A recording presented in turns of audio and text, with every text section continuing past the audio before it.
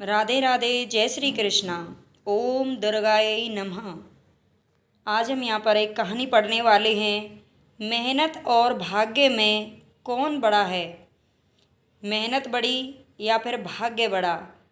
तो एक कहानी के माध्यम से आप यहाँ पर दोनों में अंतर कर सकते हैं।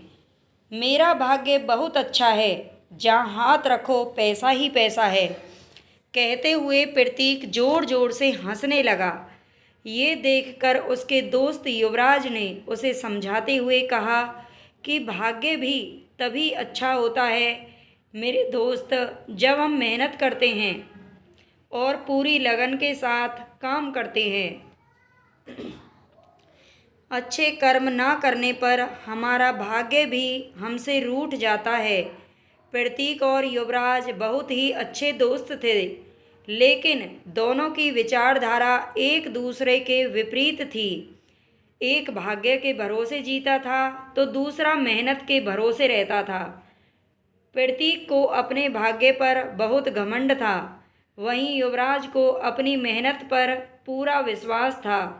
एक दिन प्रतीक अपने मित्र के साथ अपने गुरुजी के पास गया और कहता है कि हम अपने अपने भाग्य को आजमाना चाहते हैं, आप कोई उपाय बताएं। गुरुजी प्रतीक और युवराज को दो बंद घड़े देते हैं और उनसे कहते हैं कि इसमें तुम्हारा भाग्य बंद है, एक एक घड़ा तुम दोनों को लेना है। प्रतीक और युवराज एक एक घड़ा ले लेते हैं। प्रतीक अपना घड़ा खोल कर देखता है तो उसमें सिर्फ एक सोने का सिक्का होता है, जबकि युवराज का घड़ा सोने के सिक्कों से भरा होता है। अपने घड़े में सिर्फ एक सोने का सिक्का देखकर प्रतीक जल्दी से घड़ों को बदल देता है। सोने के सिक्कों से भरा हुआ घड़ा लेकर प्रतीक बहुत ही आलसी हो जाता है और अपनी नौकरी भी छोड़ देता है। युवराज उसे बहुत समझाता है कि हमें कभी भी अपनी मेहनत से मुंह नहीं मोड़ना चाहिए। युवराज के बार बार समझाने पर प्रतीक गुस्सा हो जाता है और युवराज से दोस्ती तोड़ देता है।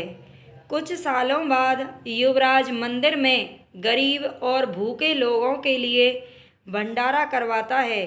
उस भंडारे में प्रतीक खाना खा रहा होता है।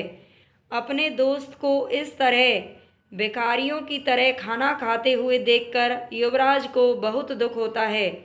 युवराज भंडारे के बाद प्रतीक को अपने घर ले जाता है। युवराज का आलीशान बंगला, गाड़ी और नौकरों को देखकर प्रतीक आश्चर्य से पूछता है कि यह सब कैसे हुआ। युवराज कहता है कि मेरे पास जो घड़ा था वह कोई मामूली घड़ा नहीं था, वह जादुई घड़ा था। मैंने उस घड़े के सिक्के को ज़रूरत पड़ने पर निकाला, फिर उसमें दो सिक्के आ गए और इसी तरह मैं जितने सिक्के उस घड़े में से निकालता उसके दुगने सिक्के घड़े में आ जाते, जिससे मैंने अपना बहुत बड़ा बिजनेस कर लिया।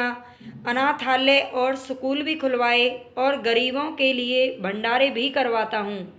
अब तुम अपने बारे में बताओ, तुम्हारा यह हाल कैसे हुआ? फिर प्रतीक कहता है कि मैं सोने के सिक्कों से भरा घड़ा लेकर बहुत खुश था। मुझे लगा कि मैं अब अपनी सारी ज़िंदगी आराम से काट सकता हूँ।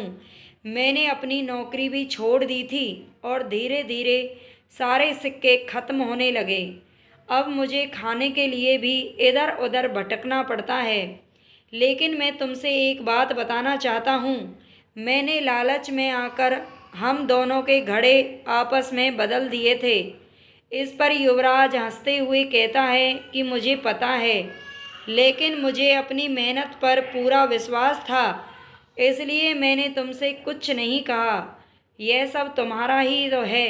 अब हम दोनों मिलकर मेहनत से अपने कारोबार को आगे बढ़ाएंगे।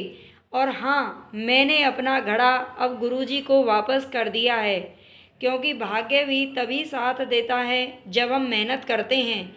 अब प्रतीक अपने दोस्त की बातों से पूरी तरह से सहमत था। तो इस कहानी से हमें यही शिक्षा मिलती है कि हमें कभी भी भाग्य के भरोसे नहीं बैठना चाहिए। हमेशा अपने लक्ष्य को पाने के लिए कड़ी से कड़ी मेहनत करनी चाहिए। अगर आपको ये कहानी पसंद आई हो तो लाइक ज़रूर कर देना, सब्सक्राइब कर लेना चैनल को। भगवान आप सभी की मनोकामना पूरी करें।